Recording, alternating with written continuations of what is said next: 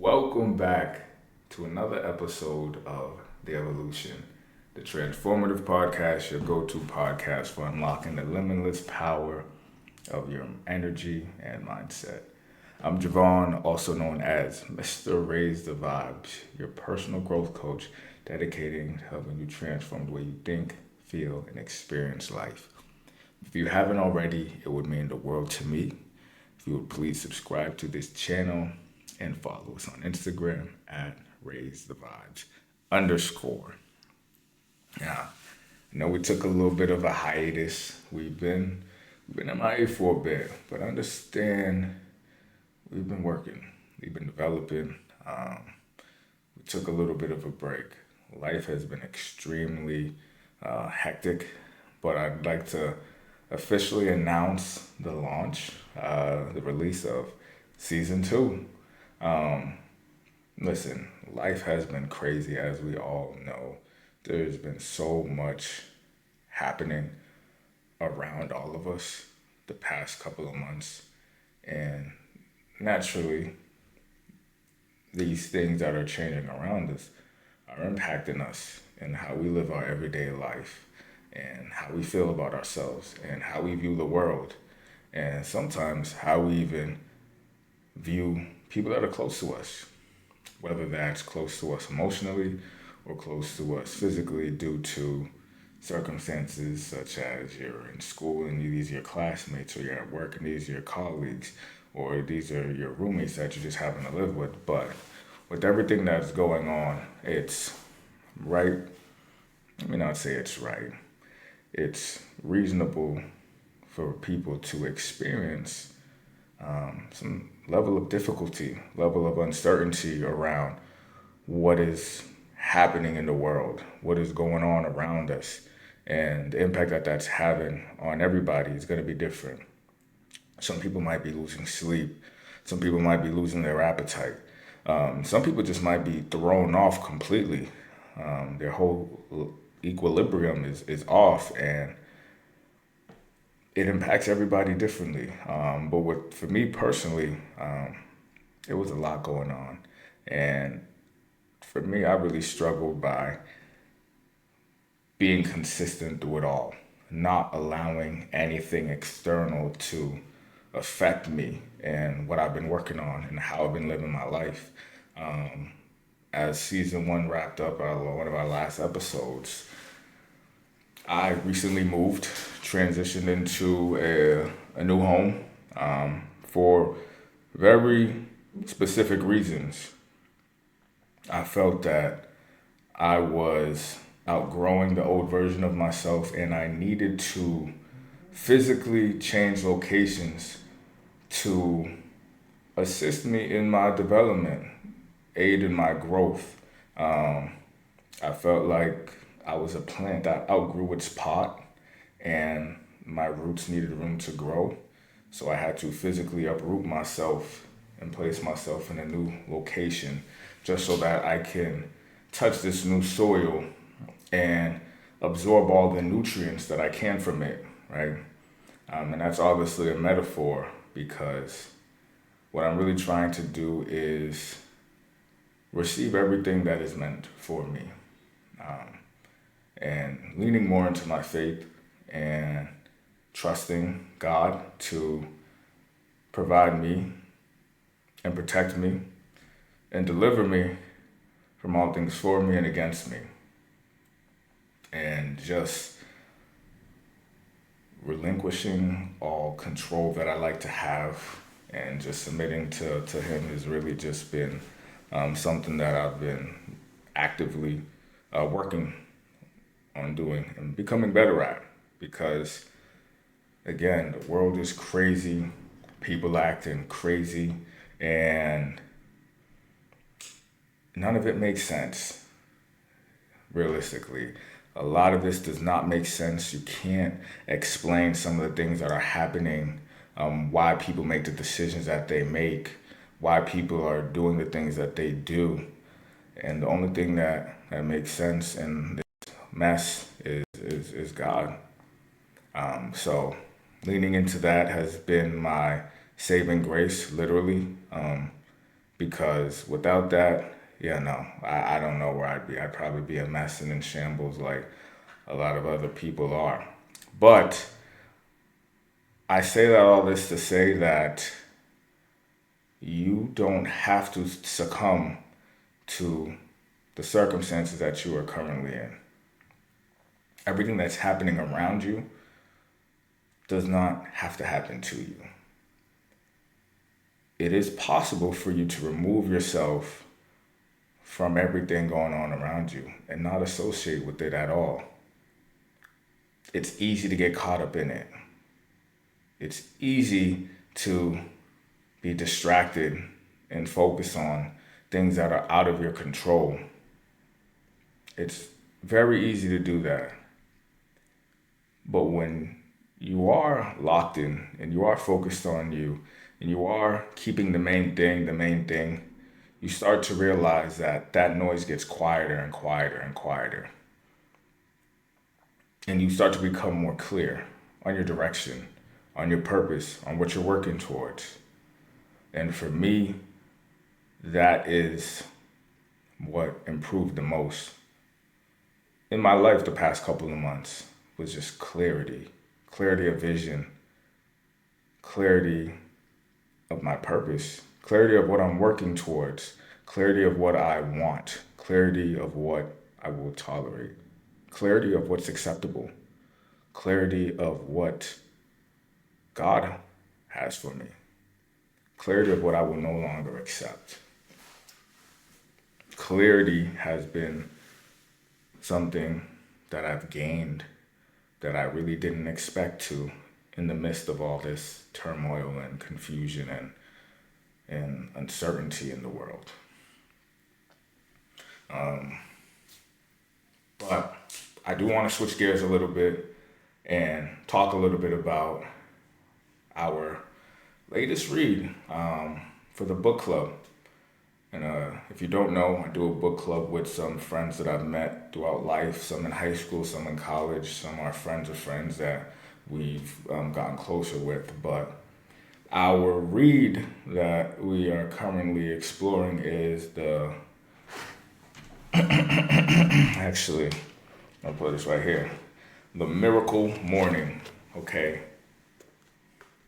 The Miracle Morning by Hal Elrod. And if I butchered his last name, forgive me. I never had to say it before, so it's a first. And what this book is all about, it's about adopting practices into your everyday life that will help you feel better about yourself, accomplish more, be in a better headspace, and ultimately just become a better individual. And there's an acronym that they use that really helps you focus on practicing these 6 things on a daily basis, all right? And it's SAVERS. S stands for silence, A stands for affirmations, V stands for visualizations, E stands for exercise, R stands for reading. Oh my goodness. Yeah, and S stands for scribing, okay, also known as writing, SAVERS. And what the book talks about is if you intentionally dedicate, whether it's 6 minutes to 60 minutes every morning to these 6 things, right? That is a minute of silence, a minute of affirmations, a minute of visualization, a minute of exercise, a minute of reading, and a minute of scribing, a minute to an hour, that you will become a better individual. You will feel better about yourself. You will become more clear. You will become more ambitious. You'll become more motivated. You'll become everything you desire by practicing these 6 things. And you don't have to do all 6 every single day. And you don't have to do it each exercise for 10 minutes. You can do it in as little as a minute. And it's pretty much for individuals that might be struggling with installing new habits and practicing just better activities throughout the day. more really for people that struggle with getting up in the morning. That's really what they started talking about. How getting up early in the morning or getting up an hour early and deliberately, intentionally practicing these 6 steps and the impact it'll have on your life. And as we were reading through the book, there was a quote. That really stuck out to me, and I'm going to read it. Successful people aren't born that way. They become successful by establishing the habit of doing things unsuccessful people don't like to do. The successful people don't always like doing these things themselves. They just get on and do them. That is a quote by Don Marquise. And as I read that quote, I really had to sit in it for a little bit. And I really had to think. Nobody wants to do that shit. Realistically. Now, let me not say nobody, because I'm sure there's always somebody out there that I enjoy the grind, I enjoy this and that. When you think about food, everybody loves to eat a great meal. Perfectly cooked, perfectly seasoned, nice tender to the touch, right? Everybody loves a great meal. But how many people actually enjoy preparing the meal, going to the store, getting the ingredients, coming home, cleaning it, preparing it, making the portions? How many people actually enjoy that, right? Now, some people might enjoy the feeling of providing somebody else with that meal. Everybody enjoys consuming the meal, but it's very, very rare. And I never want to say it's impossible, because there's always those outliers, but it's extremely unlikely for people to actually enjoy going through the process, right?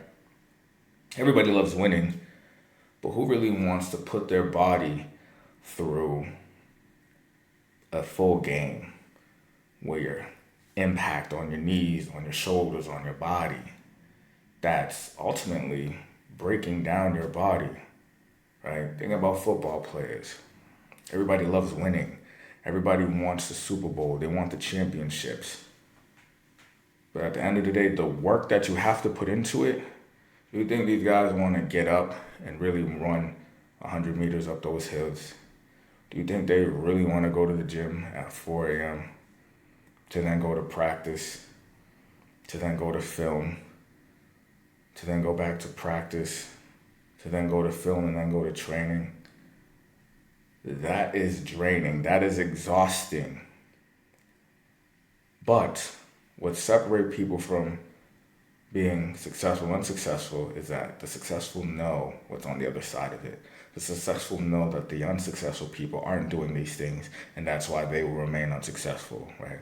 The winners know that the losers aren't doing these things, and that's why they will always be losers. Nobody wants to do these things. It is extremely unpopular. It's extremely draining. It's time consuming. There are so many other things that you can be doing, right? You can be sleeping rather than getting up and going to the gym in the morning. Why eat healthy when you can go eat a burger or a honey bun, right?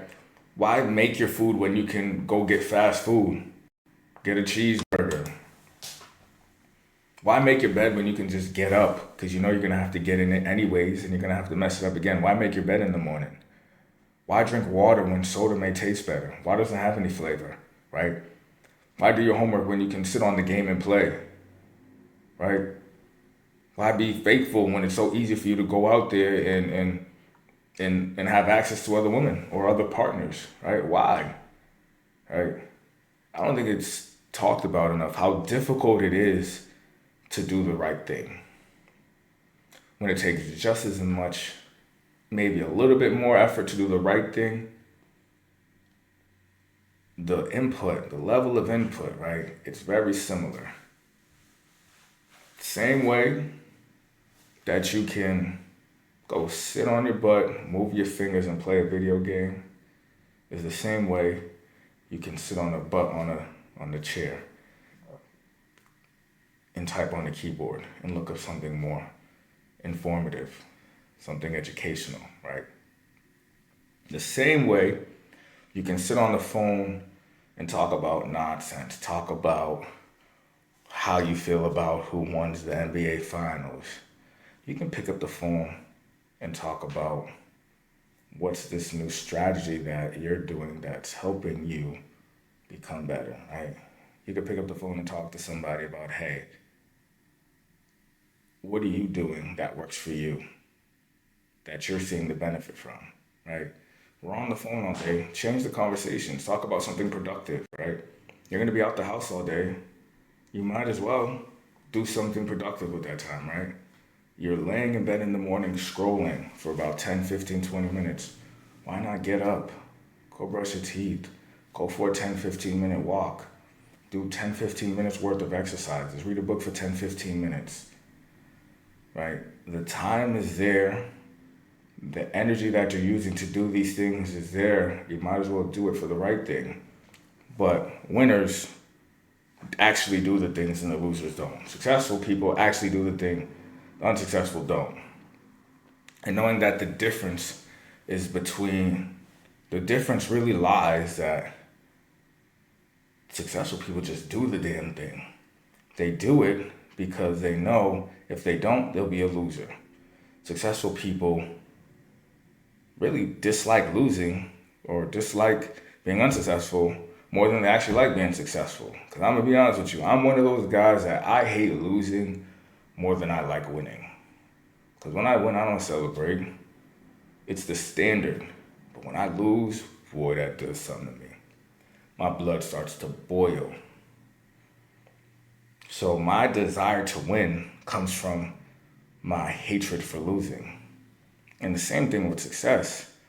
I know what unsuccessful people look like. I've lived a mediocre life. I know what on the other side of not pursuing what you want looks like. And I don't want that for me. And I think when you have that mindset and you have that perspective of how you look at it, what you're not changing, you're choosing. Right? If you don't like the way you look, but you're not doing anything about it, you clearly don't dislike the way you look enough to do something about it, right? Because guess what? I don't know if any of you guys ever had a cramp. I'm sure if you listen to this, you definitely had a cramp at one point in your life, right? When you feel that thing knotting up right there in the back of your hamstring, all you want to do is stretch.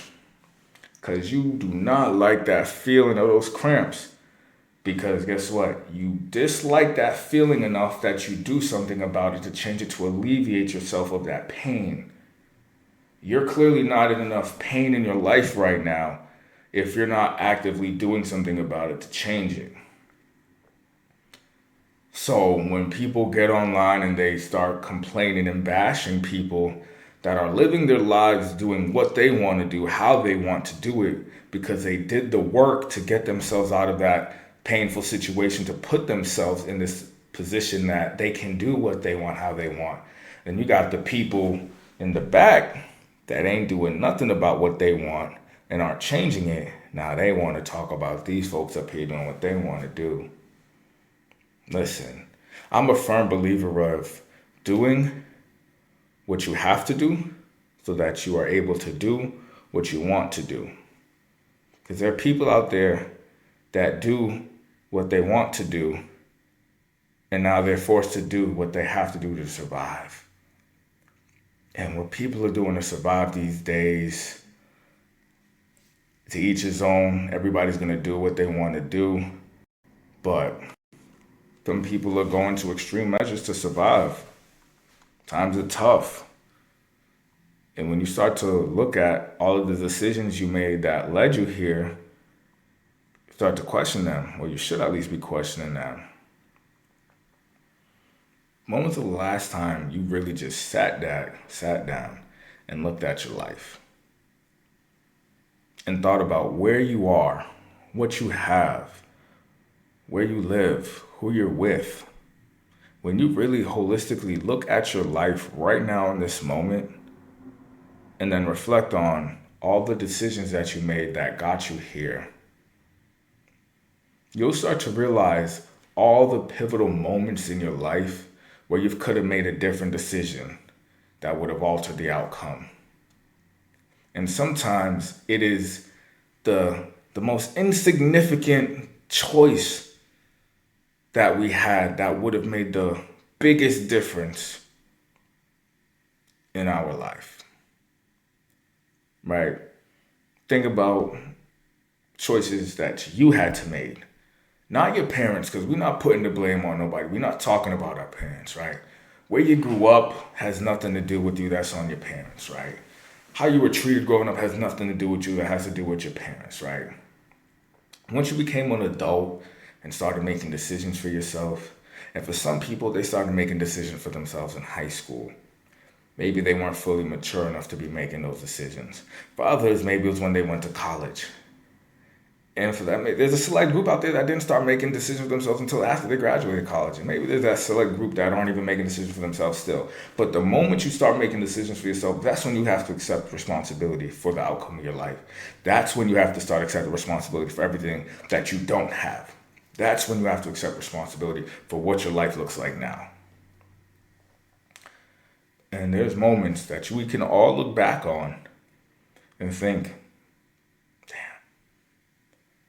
if I would have chose to go to a different college, dang, if I would have chose a different major, dang, if I would have chose a different partner, dang, if I would have chose a different meal, I didn't need to eat that cheeseburger. I didn't need to eat that extra chicken tender.